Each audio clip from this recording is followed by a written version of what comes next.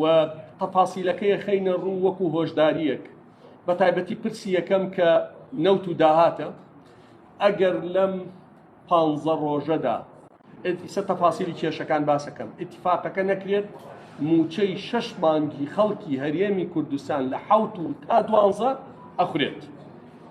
بۆیە ئەمە ئەبێ بە جدی وەرگیرێ سەردەمی کاتکوشتن نەما. عێراق پارە نانێرێ زۆر بەڕوونی وتوێتی بەبێ نەوت و داهاتی ناوخۆ پارە نانێرم پێت وانە بێ بە تایبەتی بچێتە ناو حەملەی ئینتیخاباتەوە و لە بەخاوە پارەکەی نێرێ و نەوتەکە هەناردە ناکەی. گرفتەکان بەڵێ گەورن، گرفتەکان گەورن. ئێستا سۆمن موساوی فەرمی کردووە بۆ حکوومەتی هەرێمی کوردستان و وەزارەتی نەوت ئەڵێ ئامادەم نەوتەکە وەرگرم تەنانەت کڕیاریشم لە بەندەری جەیهان بۆ ئامادە کردووە. ئەمان حکوومەتی هەرێم ئەڵێ مۆ خۆمان کێشەمان نییە بە شەریکات ڕازی نییە.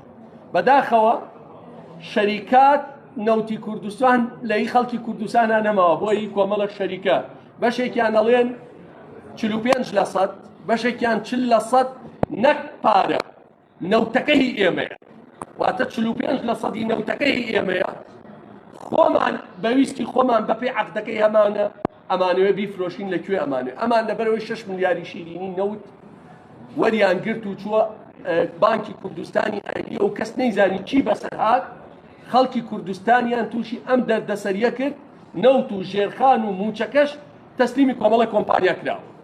ئەمە مەترسیدارە. خاڵێکی تر کە گرفتەکە ئەمەیە ئێستا لە هەرێمەوە لەگەڵ شەریکاتە داوای عەقدێکی هاوبەشەکەن ئەڵێن ئەبێن لە بەشێ لە عەقدەکە بووتێ هەر نیزاعی و گرفتێک هەبوو دادگایەکی نێودەوڵەتی یەکلایی دەکاتەوە نەک قەوانینی عێراق و دادگای عێراق. عێراق ئەڵێ من ناچار نیم بچمە ژێرباری ئەمە.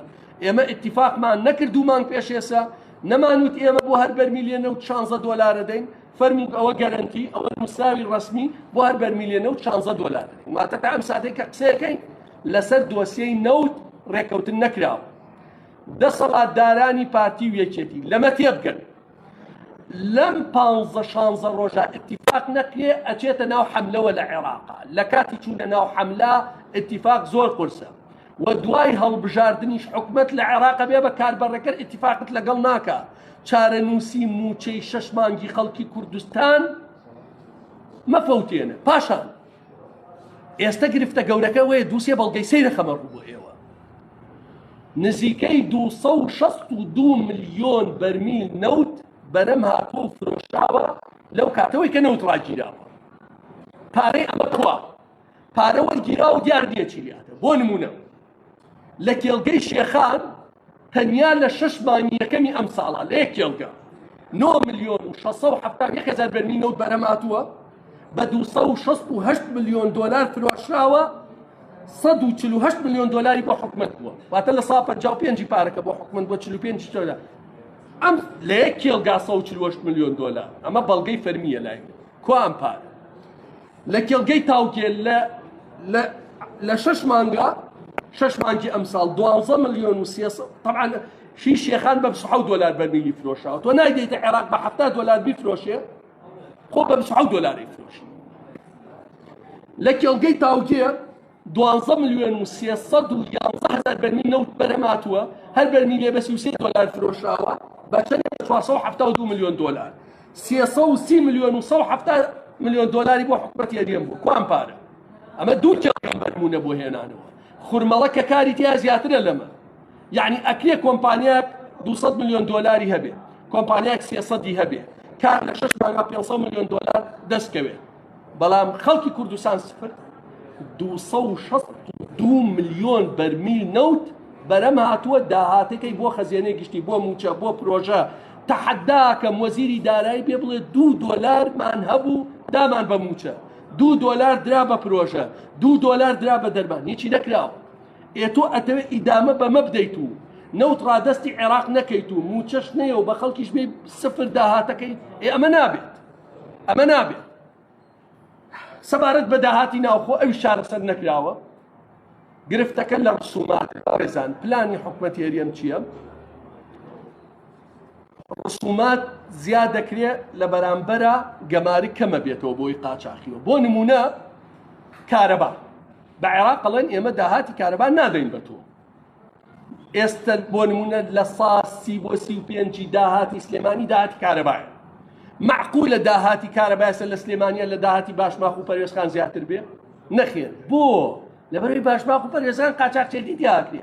گومرگ نەما لە 6 مانگی یەکەمی 2018 تەنیا گومرگی جگەرە لە باشماخ 54 ملیۆن دۆلار بووە.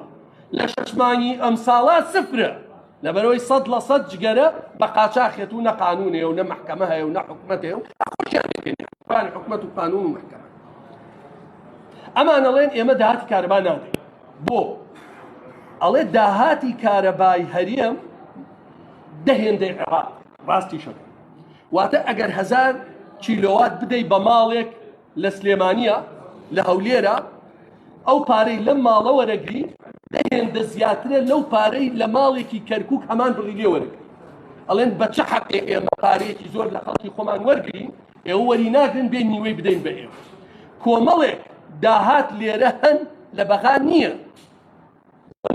نمونە قوتعە یعنی ئەوەی تابلۆی سەر دوکانەکان خەڵکێ 2 ملیۆن 3 ملیۆن 4 ملیۆن دیناری بۆیەتەوە لە بەغا نییە. ئەڵێن بۆ ئەمەتان بدەین.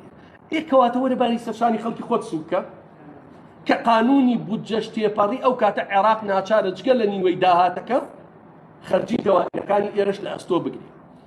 ئەبێ دەسەڵاتدارانی هەرێم واز لە هەندێ مەرجی تعجیزی بێتەوە. واقعێک هاتوۆتە پێشەوە لەمە تێبگەن. نازانم من ئەمڕۆ مەحاوەلەیەک لە بەشی کۆتایی کۆبوونەوەی ئەنجومەنی وەزیرانە بەڵام لەوە دڵنیا بن عێراق بەبێ نەوت نانێرێت. ئێوە ئەڵێن کێشەی داهاتمانێ کاکە فەرموو دەستپێش خەریکن بەس ئەمڕۆ بەیانی قەرار لە هەناردەکردنەی نەوتەکە بدەن بەو 16 دۆلارە دڵنیا بەکار ئاسانیەکە بۆ ئەوەی تەسهیلات عێراقیش بۆ داهاتی ناوخۆ ئەوە بکە. بەس تو هەر پێت وایە مانگی 5 قەرار بوو نەوت بدەین نەتنات پارەکەی هەرنات. مانگی 6 قەرار بوو نەوت بدەین نەتنات پارەکەی هەرنات. پێت وایە مانگی حوتیش ئەمەیەکە زۆر بەڕوونی وچارە ئیتر ئەمە ناکەین. بۆیە ئەم دوو خاڵە زۆر گرنگە خەڵکی کوردستان بزانێ و بۆ ئەوەی 6 مانگی نەفەوتێ ئەبێ لەم دەڕۆژە اتفاق. دۆسیەکی تری گرنگ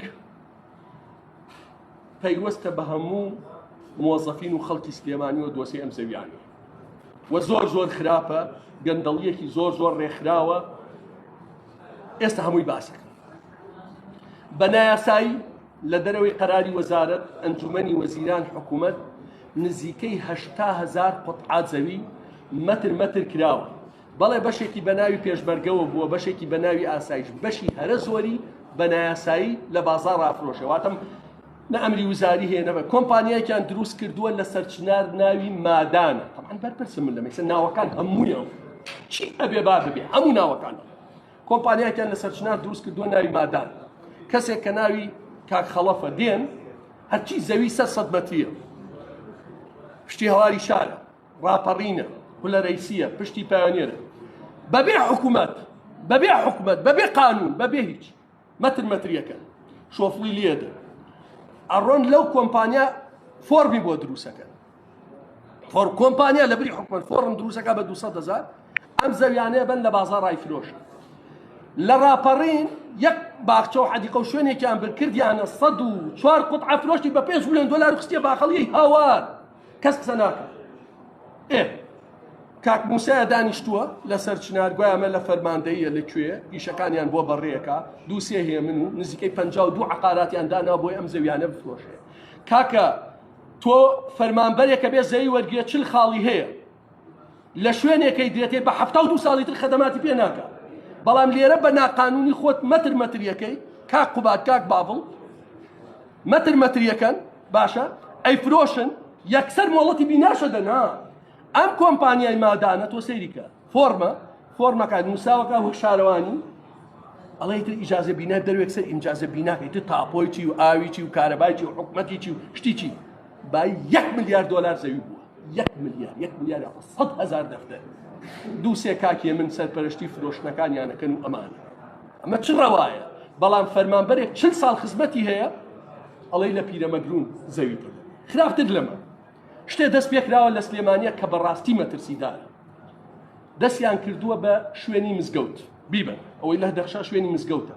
بۆ نمونەی سەر دۆسیەکمان لایە داومە بە محکەمە لای نەخۆشخانەی هیوا شوێنی مەکتەبی ئامادەی ناوەندی مزگەوت یاریگا باخچە هەمووی لە ڕاپەڕین بیبە یامەتر مەتریکە یا بیفرۆشە بەناوی پرۆژەوە بە چ قانونی ئەمە طبعا هەموو ئەندامانی ئەنجومەنی شارەوانیە دەینە محکەمە لەسەر ئەمە جا محکەمە هەیە یانە ئەیدەین و ڕۆژێکی نەتیجەی هەبێ و بێ خەڵک بزانێ ئەوانە خراپتر لەمە سەیری کەچیان کردو کۆگای دەرمانی ناوەندی هەموو سنووری سلێمانی واتە ڕاپەڕین هەڵەبجە گەرمیان سلێمانی منشآتی تایە کۆگایە دەدۆنمە ڕووبەرەکەی لە مەنتیقە سەناعی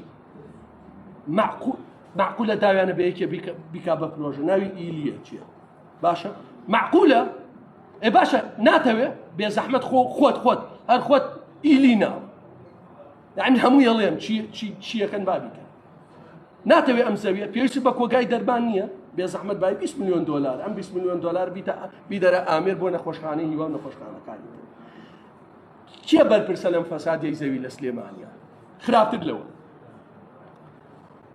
1750 کەسیان جیا کردوتەوە لە کاربەندی شارەوانی و مەسئول بەش و چی ئەوانە بەجیا زەویان پێ بدرێ لە سەنتەری شارە ئەی فەرمانبەر و مامۆسا و ئەوانی تر وەڵا ئەوان ئەنێرێ بۆ پیرەمەگرون و ئەنێرێ بۆ تانجەوە برادەرێت کاکە عەلی تۆڵی خەدەماتی پێنە کورار ئیسلامی پێنەگەشت ئەوە دوورە بە 70 ساڵتر یعنی تۆ معقولە زەویە دەی بە دوو کەس یەکیان 20 ساڵ خزمەتی یەکیان 40 ساڵ خزمەتیە ئەوەی 20 ساڵەکە زەویەکەی بای 15 دەفتەرە ئەوەی 40 ساڵەکە زەویەکەی 2 میلیۆن دینار ناکات هەرکەس نایەوێ لە فەلاحەکەش یەسێنیتەوە ڕەگەزی زەراعی لێ وەرەگریت تا 70 ساڵی تریش خەدەماتی پێ ناکات حکمەتیە بە چییە چێ ئەمەی کردووە طبعا بەشێک لەوانە ئەوەی لای ئێمەیە تحقیقەکە نیە سەرگومانەکە بە ناوی هێزی ئەمنی و سەربازیشەوە بە ناقانونی زەویان پێدراوە ئەم دۆسیەی زەویە زۆر مەترسیدارە لە سلێمانی ئەبێ قسەی لەسەر پێ خاڵی سێمەم کاک پشتیوان جوابی پرسیارەکەتە دەمە ئەوەیە